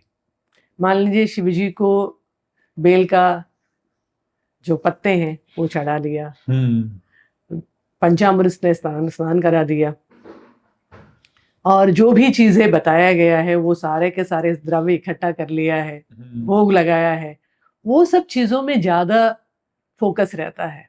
मगर सबसे मोस्ट इम्पोर्टेंट है हमारी श्रद्धा और भावना। किस भाव से हम कर रहे हैं। भले ही आप कुछ भी मत चढ़ाइए, सिर्फ आप जल चढ़ाइए भावना के साथ। भगवान भावना को देख लेते हैं और आपके पीछे जो श्रद्धा है, जो भक्ति है, जो विश्वास है, उसको देखते हैं, ना कि ये सारे जो पदार्थ आप उनको नैवेद्य के रूप में, भोग के रूप में समर्पित हाँ। कर दिया। मतलब लोगों का ना आजकल ज्यादा फोकस इस पे है कि मैं भगवान पे क्या चढ़ाऊं। भगवान के लिए अच्छे अच्छे वस्त्र लेकर आते हैं, अच्छे अच्छे पकवान लेकर आते हैं, फूलों से ढक देते हैं, पत्तियों से ढक देते हैं, मिठाइयां चारों तरफ फैली रहती हैं। लेकिन इतना सब कुछ करने के बाद भी अगर आपके मन के भाव शुद्ध नहीं है और आपका संकल्प प्योर नहीं है, समाज कल्याण जगत कल्याण का नहीं है, तो आपकी की हुई गई पूजा व्यर्थ है। क्योंकि हम तो उसको दे रहे हैं जो पूरे संसार का निर्माण करते हैं, जिसको संचालित करते हैं। तो यानी भाव मैटर करता है, किस क्योंकि भाव से। उनके पास सब कुछ है ना, हम क्या नया दे रहे हैं उनको। हाँ, उन्होंने ही पूरी सृष्टि की रचना रचना की है। उन्होंने ही हमें ये सारे पदार्थ दिया है, जो भी हम कपड़ा पहन रहे हैं, जो भी हम खाना खा रहे हैं, जो भी जितने सारी चीजें हम उपभोग कर रहे हैं, वही चीजें उनको हम दे रहे हैं वापस। हाँ। वही दूध दे रहे हैं, वही दही दे रहे हैं, वही घी दे रहे हैं, वही मिठाई दे रहे हैं। हाँ। उन्होंने ही दिया हुआ है, क्या हम उनको दे रहे हैं? उनका दिया हुआ उनको दे करके हम बोल रहे हैं हमने ये चढ़ा दिया, वो चढ़ा दिया। तो मेन तो भाव है मेन जो है भावना, वो महत्वपूर्ण कि है। आपके इंटेंशन क्या है। हाँ, तो मैम, यज्ञ में भी इंटेंशन ही काम करती है। आप अपना बताइए, जब आप यज्ञ करते हैं उस टाइम पे आपकी क्या इंटेंशन रहती है, आपकी क्या भावना रहती हैं, और किस तरीके से आप संकल्प लेते हैं। हाँ। मैं डेली जब यज्ञ करती हूँ मॉर्निंग, उस समय मैं ये सोचती हूँ पूरी विश्व वसुधा में, पूरी वर्ल्ड में जितने भी लोग हैं वो सब स्वस्थ रहे, प्रसन्न रहे, आनंद में रहे। और मैं ये भी सोचती हूँ जो भी लोग परेशानी में हैं उन सभी का परेशानी दूर हो। मान लीजिए कोई हॉस्पिटल में एडमिट है किसी भी बीमारी की वजह से, चाहे वो कैंसर हो, किडनी प्रॉब्लम हो, लंग्स डिसऑर्डर हो, या कोई फ्रैक्चर हुआ है, या कोई भी ऐसे परेशानी है, कोमा में है, उन सभी की जो भी परेशानियां हैं वो दूर हो। मैं ये भावना जरूर करती हूँ, डेली हर दिन ये सोचती हूँ। और मैं ये भी सोचती हूँ जो हमारे भारत देश में हमारे आर्मी, नेवी, एयरफोर्स पर्सनल, हमारे सिक्योरिटी, हमारा सुरक्षा का काम कर रहे हैं, वो सब सुरक्षित रहे। और उन सभी के लिए जो भी एक्सीडेंट हुआ है उनको तुरंत राहत मिले, मतलब कोई ना कोई उनको मदद करने के लिए पहुंचे। आजकल लोग जो है जब एक्सीडेंट होती है उनको हॉस्पिटल पहुंचाने के अपेक्षा, एम्बुलेंस को बुलाने के अपेक्षा उनकी वीडियो ले रहे हैं। वीडियो पहले बनाते हैं, बाद में ये सब होता है। उनको तुरंत तुरंत मदद मिले ताकि वो ठीक हो सके, टाइम पे उनको ठीक हो सके। उसके पीछे मेरा एक एग्जाम्पल था। मेरा जो कजिन ब्रदर है, उनका जो बेटा है, बहुत पुरानी घटना में बता रही हूँ। उनको जब एक्सीडेंट हुआ है, लारी, वो साइकिल में चल रहा था, लारी सामने आया और टक्कर हो गया और वो नीचे गिर गया और बहुत ज्यादा खून बह रहा था। वो सभी को बोल रहे थे, उस समय तो सोशल मीडिया का जमाना नहीं, सभी को बता रहे थे यहाँ पे मेरे मामा जी रहते हैं, उनको आप खबर कर दीजिए, वो आ जाएंगे, मुझे लेके जाएंगे। पूरा होश में था, काफी खून बह रहा था मगर होश में था, और उनको टाइम पे मदद नहीं मिला और दम तोड़ दिया। ऐसा ना हो, ऐसे अनगिनत कई लोग एक्सीडेंट्स की वजह से घायल हो जाते हैं। उनको टाइमली अगर हेल्प मिल जाता है तो बहुत लोगों का जान बच सकता है। उसके बारे में मैं हर दिन सोचती हूँ, हर दिन वो भावना लेकर के हवन में यज्ञ में डालती हूँ। यानी समाज कल्याण के उद्देश्य, समाज कल्याण के लिए, पूरी तरह से समाज कल्याण के लिए मैं करती हूँ। पहली बार मैंने जब यज्ञ किया है 1997 की बात है जी। तब तक मैं यज्ञ लोगों को करते हुए देखा। मुझे ये भी नहीं पता था कि यज्ञ हम भी कर सकते हैं। पहली बार मैं यज्ञ में भाग लिया, गायत्री यज्ञ में, हैदराबाद में। मैं आंध्र प्रदेश के रहने वाली हूँ हम्म, और हैदराबाद उस समय आंध्र प्रदेश के अंदर ही था। तो मुझे बहुत अच्छा लगा जो यज्ञ जो है हम लोगों को करते हुए देखा, मैं खुद कर रही हूँ, मैं खुद उसमें आहुति डाल रही हूँ, कितना अच्छा लग रहा है। फिर जब मैं शांति कुंज आई थी 2003 में, तब से मैं यज्ञ कर रही हूँ फ्रॉम टाइम टू टाइम, भले ही वो इंटरवल बीच में ब्रेक्स हो रहा है, कर रही हूँ, मगर विगत मैंने बताया 5 साल से तो लगातार बिना ब्रेक के कर रही हूँ। तो उस समय ये लगता है कि ये गुरुदेव का ही देन है। उन्होंने पंडित श्री राम शर्मा आचार्य जी, उन्होंने यज्ञ को जन जन तक पहुंचाने के लिए एक बहुत बड़ा बीड़ा उठाया जो एक सीमित वर्ग तक सीमित थी। एक समय ओनली कुछ लोग कर रहे थे, हाँ, और वो उसको पूरा घर घर तक पहुंचाने के लिए उन्होंने जो संकल्प लिया, आज की डेट में यज्ञ पूरी विश्व वसुधा के कोने कोने में पहुंच रही है। पूरा का पूरा श्रेय गुरुदेव को जाता है, पंडित श्री राम शर्मा आचार्य आचार्य जी को जाता है। उन्होंने ही महिलाओं को ये अधिकार दिया है, पूरी जन जन को, हर एक व्यक्ति विशेष को अधिकार दिया है। जाति, लिंग, भाषा, प्रांत, संप्रदाय, वो सबसे परे होकर के यज्ञ को उन्होंने जन जन तक पहुंचाया, यानी उनका कहने का मतलब ये था कि जिसमें प्राण है वो यज्ञ कर सकता है, कर सकता है, चाहे वो किसी भी जाति, किसी धर्म, भी प्रांत जाति या का देश हो, का हो, देश का हो, किसी भी वर्ग विशेष का किसी हो। वर्ग विशेष का हो। तो मैं अपने आप को सौभाग्यशाली मानती हूँ, उनके शिष्य होने के नाते मुझे ये मौका मिला है। उस मौके को मैं अच्छी तरह से समाज के कल्याण के लिए उपयोग में करूं, और उससे किसी का भी कुछ भी रिजल्ट आता है तो अंदर को बहुत अच्छा सुकून महसूस होता है, अच्छा लगता है आज मैंने एक अच्छा काम किया। क्योंकि यज्ञ को गुरुदेव ने जीवन यज्ञ बताया। यज्ञ हमारे जीवन में आना चाहिए, जीवन का अभिन्न अंग बनना चाहिए। हम किसी दिन परमार्थ का काम किया है, बिना किसी अपेक्षा के दूसरों के लिए हमने कुछ भी किया है, उस दिन हमने यज्ञ किया, भले ही हम आहुति दे या ना दे। परमार्थ के लिए किया हुआ हर काम यज्ञ है। हमने बचपन से यज्ञ को अग्नि में होते हुए देखा है कि हवन कुंड में अग्नि जलाई जाती है और उसमें आहुतियां देते हैं। लेकिन क्या यज्ञ को बिना आग जलाए किया जा सकता है? किया जा सकता है। कैसे? जो हिमांशु आपने जो सवाल पूछा है, वही सवाल याज्ञवल्क्य ऋषि से जनक ने पूछा है। उन्होंने पूछा कि अगर हविष्यान्न नहीं मिलता है तो हवन कैसे किया जाए, यज्ञ कैसे किया जाए। तो महर्षि कहते हैं, जलाशय को ही हवन कुंड मान करके जल की धारा को ही आहुति के रूप में उस जलाशय में समर्पित कीजिए। दोबारा जनक सवाल करते हैं, अगर मान लीजिए जल नहीं है तो कैसे किया जाए। वो कहते हैं, ऋषि कहते हैं कि आप महाप्राण के ऊपर ध्यान कीजिए और भावनाओं को ही आहुति के रूप में समर्पित कीजिए। अच्छा। किसी भी परिस्थिति में हवन को, यज्ञ परंपरा को समाप्त नहीं करना है, वो अनवरत रूप से चलाना चाहिए। मतलब अगर हमारे पास अग्नि नहीं है, हवन कुंड भी नहीं है, हम ऐसी परिस्थिति में हैं और वहां जल है, जल की बहती हुई धारा है, तो हम उसी को अर्घ्य के रूप में समर्पित कर सकते हैं, आहुति दे सकते हैं उसी जल की, दे सकते हैं। और अगर जल भी नहीं है तो प्राण पर अपने कॉन्सेंट्रेट करके भावनाओं की आहुति दे सकते हैं। तो मैम इसे मानसिक यज्ञ कह सकते हैं? कह सकते हैं कि जहां अग्नि भी नहीं है, जल भी नहीं है, लेकिन हम मानसिक तौर पर यज्ञ कर रहे हैं। तो इसका भी वही फल मिलता है जो अग्नि या जल से किए गए यज्ञ से मिलता है। और ये मैं पहली बार सुन रहा हूं कि जल से भी यज्ञ हो सकता है, वरना हमने तो अग्नि से होते हुए यज्ञ देखे हैं सभी ने आज तक।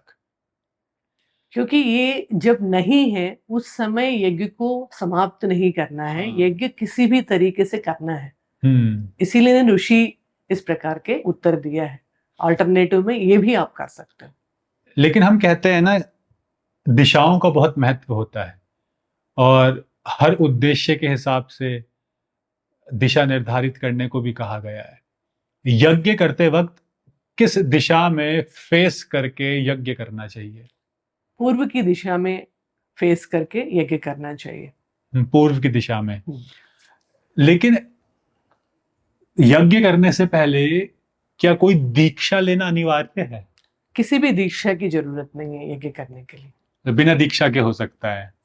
आपने यज्ञ के बहुत से बेनिफिट तो बताए, लेकिन मैंने सुना है यज्ञ बहुत से बीमारियों में फायदेमंद है, और आपने भी वो डिटेल में बताया है, और आपने प्रैक्टिकल अपनी लाइफ में जो किए हैं, एग्जाम्पल्स दिए हैं जहां इसका असर देखने को मिला है। लेकिन हम देखते हैं जब भी किसी को नजला जुकाम होता है, साइनस होता है, कफ होता है, नाक ब्लॉक हो जाती है, खांसी होती है, तो डॉक्टर कहते हैं स्टीम लो, यानी भाप। और वो भाप क्या है? पानी, पानी में जड़ी बूटियां या कोई दवाई, और वो हम भाप के रूप में हमारे नाक से हमारे अंदर जा रही है। सेम हवन कुंड है जिसमें आग जल रही है, और उसमें हम आहुतियां दे रहे हैं अलग अलग जड़ी बूटियों की, और वो भी धुएं के रूप में ऊपर जा रहा है। तो क्या यज्ञ में दी गई आहुतियां हमारे रेस्पिरेटरी प्रॉब्लम्स को ठीक करने में फायदेमंद है? अगर हाँ, तो कैसे? हाँ, रेस्पिरेटरी सिस्टम की जितने भी प्रकार की समस्याएं हैं, वो हम्म। आस्थमा है, ब्रोंकाइटिस है, श्वास लेने में दिक्कत है, साइनसाइटिस का प्रॉब्लम है, कफ है, ये सब प्रॉब्लम्स में कुछ विशेष जड़ी बूटियों का प्रयोग किया जा सकता है। जैसे कि नीम है, और आपका कपूर है, लौंग है, इलायची है। ये सारे के सारे जो जड़ी बूटियां हैं, हमारे रेस्पिरेटरी सिस्टम के जितने भी ब्लॉकेजेस हैं उसको खोल देती है, और वहां पे जो कफ बना हुआ है, वो गाढ़ा हुआ है, उसको ढीला कर देते हैं, ताकि इजीली निकल जाए, इजीली बाहर निकल सके। और उनके अंदर की जो प्रॉपर्टीज हैं, जड़ी बूटियों की जो प्रॉपर्टीज हैं, उससे पूरा का पूरा सिस्टम मजबूत होता है। हाँ, मतलब हमारे रेस्पिरेटरी सिस्टम को बूस्ट करने का काम करती है। डेफिनेटली। लेकिन ये तो वो बातें हैं ना जो आपने कहीं पढ़ी होंगी, देखी होंगी, या प्रैक्टिकल एक्सपीरियंस किया होगा। क्या यज्ञ के हेल्थ बेनिफिट्स का कोई साइंटिफिक बैकग्राउंड भी है? कोई रिसर्च पेपर है जो ये साबित कर सके कि यज्ञ हमारी हेल्थ के लिए फायदेमंद है? बहुत सारे रिसर्च पेपर्स हैं। हमारे साइंस डायरेक्ट में, रिसर्च गेट में, हमारे देव संस्कृति विश्वविद्यालय के यज्ञ की इंटरडिसिप्लिनरी जर्नल में भी पब्लिश हुआ है। उसमें ये देखा गया है, यज्ञ जिस वातावरण में किया जाता है वहाँ पे ऑक्सीजन लेवल्स बढ़ा है, और वहाँ पे जितने भी विषैली जो गैसेस हैं उसका जो प्रभाव है, उसकी जो परसेंटेज है, सांद्रता है, वो कम हुआ है। उस रिसर्चर्स में, उस शोध में ये निकल करके सामने आया है। और जितने बड़े बड़े यज्ञ, अश्वमेध यज्ञ जब किया गया है, वहाँ के वातावरण के जितने भी बैक्टीरिया है, और भी वायरसेस हैं, और भी जितने भी विषैली तत्व है, गैसेस वगैरह है, उसको नापा गया है, और यज्ञ के बाद दोबारा उसको देखा गया, परीक्षण किया गया, उसमें बहुत ज्यादा अंतर देखने को मिला। मतलब उस पूरा का पूरा रेडियस में, उस परिधि में जहाँ पे यज्ञ किया गया है, वो पूरा का पूरा वातावरण, विषैली जो हवा, जो गैसेस हैं, पूरी तरह से वो समाप्त हो चुका है। और तो और वहां पे रहने वाले व्यक्ति के शारीरिक और मानसिक स्वास्थ्य के ऊपर भी बहुत अच्छा असर देखा गया। जिनके अंदर भी स्ट्रेस है, टेंशन है, वो सब दूर हुआ। आप सभी को पता है, भोपाल की जो गैस ट्रेजेडी है, वहां पे सिर्फ 2 फैमिली है, हजारों लोग मर चुके हैं, मगर वो 2 फैमिली जिंदा है। हिंदू में द हिंदू जो पेपर है, न्यूज़पेपर है, उसमें आर्टिकल आता है, ये 2 फैमिलीज कैसे बच गई है। उसका रीजन एक ही है, वो हर दिन अग्निहोत्र करते थे। तो जब अग्निहोत्र करते हैं, यज्ञ करते हैं, उस घर में जहां पे वो करते हैं, वो एक पूरा का पूरा एक आभा मंडल क्रिएट होता है, प्रोटेक्शन वॉल कह सकते प्रोटेक्शन। हैं। हाँ, just like a bullet proof jacket पहन करके किस प्रकार से हम अपने आप को बचा सकते हैं, उस प्रकार के एक आभा मंडल यज्ञ की उस दिव्य जड़ी बूटियों की वजह से, मंत्रोच्चार के प्रभाव से वो पूरा का पूरा विनिर्मित होता है। वो जो सुरक्षा कवच के रूप में उनके घर में उनको प्रोटेक्ट किया है। जो विषैली जो हवा गैसेस निकली है, वो प्राण को लेने के लिए पूरी तरह से कई लोगों का प्राण चला गया है। तो वो अग्निहोत्र क्या है? अग्निहोत्र सिर्फ 2 मंत्र होता है उसमें, सूर्योदय और सूर्यास्तमय में। उस निश्चित समय पे मिनट्स और सेकंड्स में उस 2 मंत्रों से आहुति दिया जाता है। सिर्फ 2 मंत्र? 2 मंत्र है। थोड़ा सा उसमें क्या बोलते हैं, चावल है, थोड़ा सा घी उसमें मिला करके 2 मंत्रों से आहुति। मगर वो सबसे इंपॉर्टेंट पॉइंट है सूर्योदय और सूर्यास्तमय का निश्चित अवधि उस टाइम में एग्जैक्टली करना है। अच्छा, बिल्कुल फिक्स टाइम है वो। लेकिन बाकी जो यज्ञ होते हैं, बाकी जो हवन होते हैं, क्या उनको करने का भी कोई निश्चित समय होता है? हाँ। या यज्ञ को करने का सबसे अच्छा समय कौन सा है? अच्छा समय है सूर्योदय के समय। अच्छा, सुबह का टाइम? सुबह का टाइम सबसे बेस्ट टाइम है। और रात के टाइम तो? सूर्यास्तमय के पहले। अच्छा, मतलब सूर्योदय से सूर्यास्त के बीच में कर सकते हैं, मगर आइडियल टाइम सूर्योदय के मॉर्निंग का टाइम ही सबसे बेस्ट रहता है। सबसे अच्छा रहता है। मैंने एक टर्म सुना था, नैनो यज्ञ, जो शॉर्ट टाइम में हो जाता है और उसका बेनिफिट वैसा ही मिलता है जैसा यज्ञ का मिलता है। आप समझाइए, नैनो यज्ञ क्या होता है? क्या हर इंसान हर दिन अपने घर पे नैनो यज्ञ कर सकता है? इसके लिए भी मैं कुछ अपने पर्सनल एग्जाम्पल बताना चाहती हूँ जो मैंने किया हुआ है। ये जो नैनो यज्ञ है बहुत सिंपल और शॉर्ट टाइम में किया हुआ यज्ञ है। हाँ जी। और उसके लिए एक छोटा सा हवन कुंड हम लोग यूज करते हैं और ऊपर उपले होते हैं जड़ी बूटियों से निर्मित, या गाय के कंडे भी आप यूज कर सकते हैं। और 15 मिनट में यज्ञ किया जा सकता है।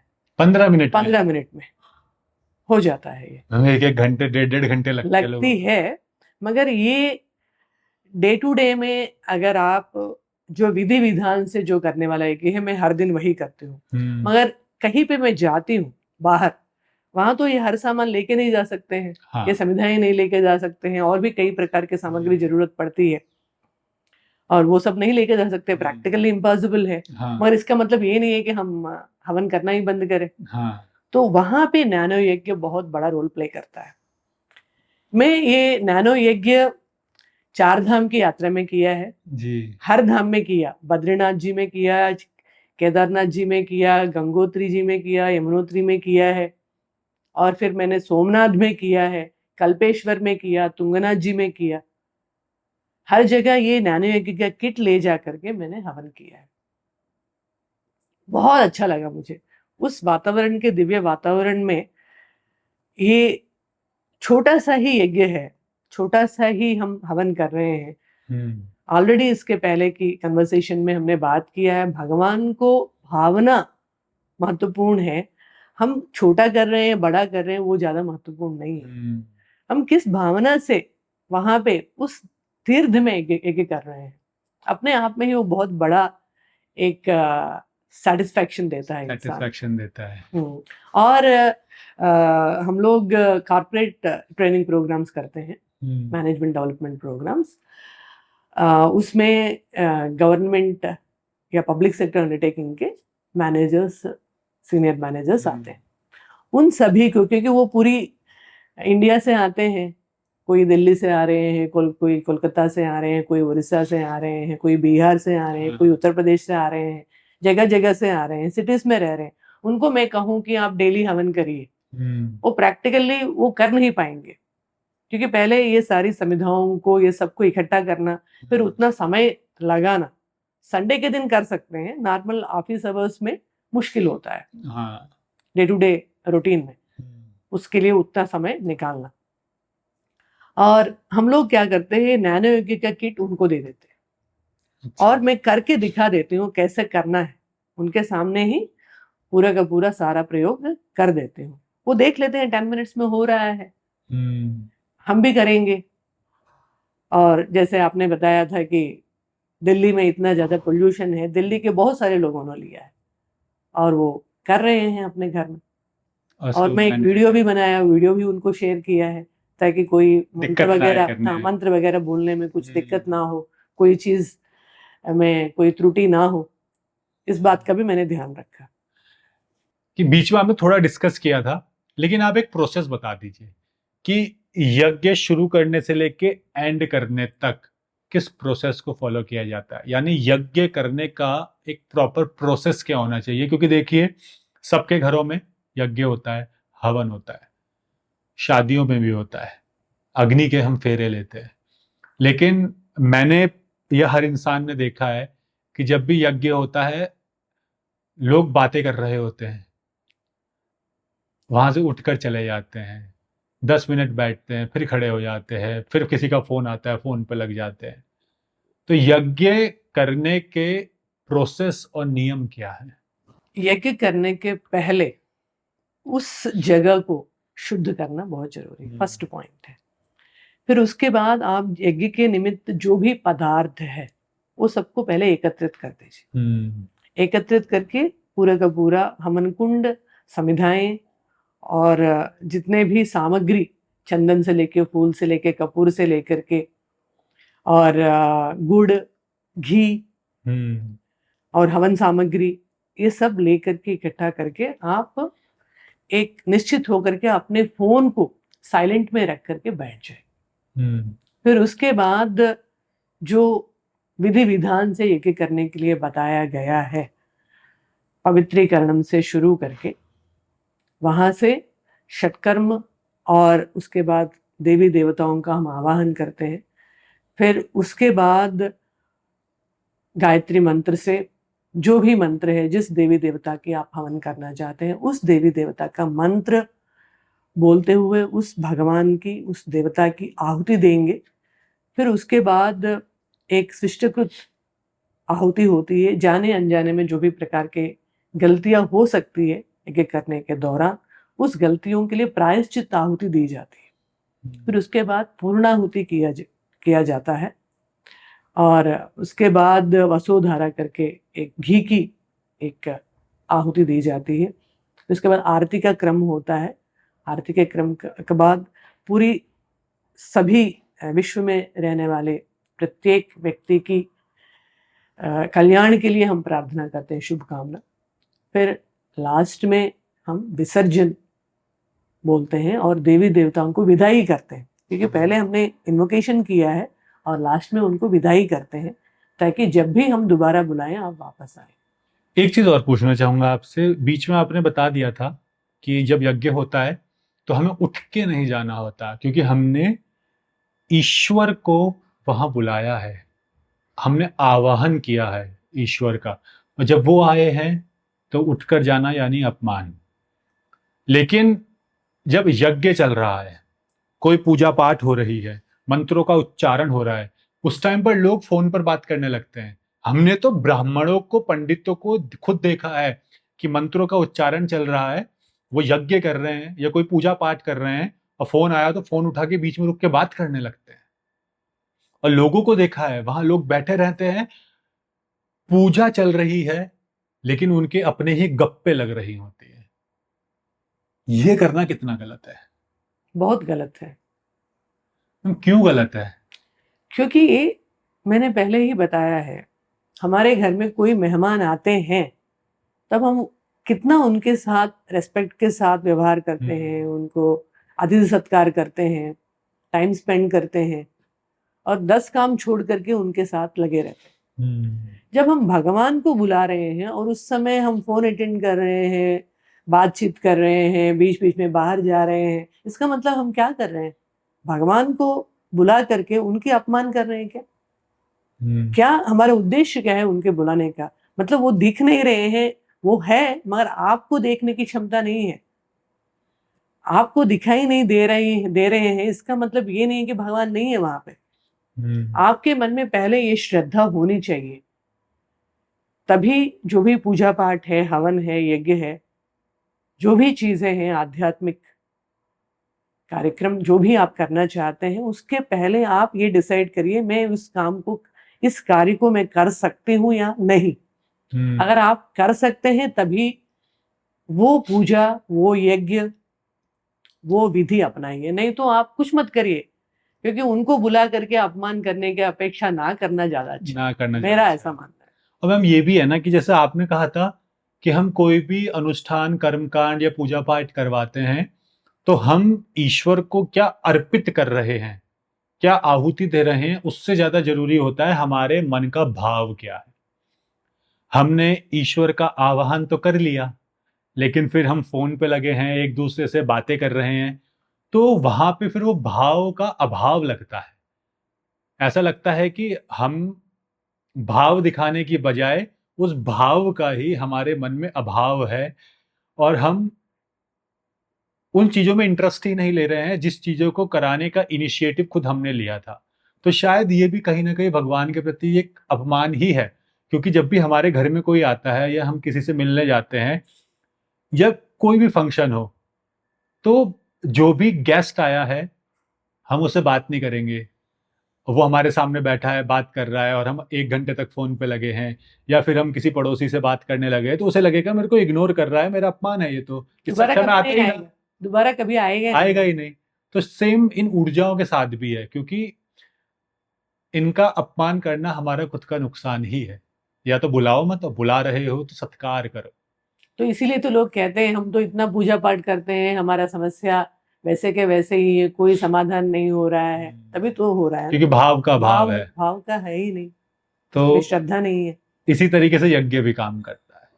मैं उम्मीद करता हूं कि आपने जो भी कुछ बताया है यज्ञ के बारे में, लोगों को काफी कुछ नया लगा होगा। ये टॉपिक शायद लोगों के लिए नया होगा, क्योंकि आज तक ब्राह्मणों में, या कहूं कि सिर्फ ब्राह्मणों को ही लोगों ने हवन यज्ञ करते हुए देखा है। लेकिन इस वीडियो से हमने जाना, यज्ञ सिर्फ ब्राह्मण ही नहीं, बल्कि हर वो इंसान कर सकता है जिसके शरीर में प्राण है। यानी इस धरती पर जन्म लेने वाला हर इंसान योग्य है यज्ञ हवन करने के, चाहे वो किसी भी जाति, धर्म, संप्रदाय, प्रांत या देश का ही क्यों ना हो। और आपने ये भी बताया कि महिलाएं भी यज्ञ कर सकती हैं, और आप खुद यज्ञ करती हैं। तो उम्मीद करता हूं इस वीडियो को देखने के बाद लोगों के बहुत से डाउट्स क्लियर हुए होंगे, बहुत से भ्रम दूर हुए होंगे, और वो गलत फहमियां भी दूर हुई होंगी जिन्हें वो कई सालों से अपने साथ पाले हुए हैं। और बहुत से लोगों को आपकी बातें गलत भी लग रही होंगी। तो जिन लोगों को आपकी बातें गलत लग रही हैं, और जो ये कहते हैं कि इनने सब झूठ बोला है, महिलाएं नहीं कर सकती या सिर्फ ब्राह्मण कर सकते हैं, तो शायद उन्हें वेद पढ़ने की जरूरत है। वेदों में, हमारे शास्त्रों में सब लिखा हुआ है, लेकिन उन वेदों और उन शास्त्रों को ना पढ़ा जाए जो छेड़छाड़ के बाद गलत तरीके से परोसे गए हैं, या किसी को सुनकर आपने फॉलो किया है। ज्यादा कोशिश करें कि खुद पढ़े। तो मैम, आपका बहुत बहुत धन्यवाद। तो उम्मीद करता हूं आपकी बताई हुई इंफॉर्मेशन लोगों के बहुत काम आएगी, और वो अपने जीवन में यज्ञ के हेल्थ बेनिफिट्स को भी उतारेंगे, और यज्ञ को सिर्फ एक अनुष्ठान नहीं समझेंगे, बल्कि ये भी समझेंगे कि यज्ञ से वास्तव में स्वास्थ्य लाभ भी होता है, इस पर्यावरण को भी फायदा पहुंचता है, और अगर पर्यावरण को फायदा पहुंचेगा तो हमारे शरीर पर भी सकारात्मक प्रभाव देखने को मिलते हैं। और आपके इस वीडियो को देखने के बाद लोग नैनो यज्ञ भी करेंगे, और यज्ञ को अपने जीवन का एक अभिन्न अंग बनाएंगे, क्योंकि यज्ञ ही है जिसे भारत की आत्मा कहा जाता है, जो आज भी भारत की परंपरा को जीवित रखे हुए हैं। तो कोशिश करते हैं मैम, सनातन के इसी तरीके के बहुत से वीडियोस आपके साथ बनाएं। हमने कोशिश की है इस वीडियो के माध्यम से लोगों के भ्रम दूर करने की, कि महिलाएं यज्ञ कर सकती है या नहीं कर सकती। अगला वीडियो हम आपके साथ बनाएंगे गायत्री मंत्र पे, क्योंकि गायत्री मंत्र के बारे में भी लोगों के बहुत डाउट है कि सिर्फ ब्राह्मण जप सकते हैं, महिलाएं नहीं जप सकती। तो आपके साथ एक प्रॉपर डिटेल में गायत्री मंत्र पर वीडियो बनाएंगे, ताकि लोगों को पता चले एक महिला के नजरिए से और एक आपके प्रैक्टिकल एक्सपीरियंस से कि गायत्री मंत्र ने आपको कितना बदला, आपके जीवन को कितना बदला, और बाकी दुनिया की सभी महिलाओं को गायत्री मंत्र क्यों जपना चाहिए। तो मैम, आपका बहुत बहुत धन्यवाद। धन्यवाद।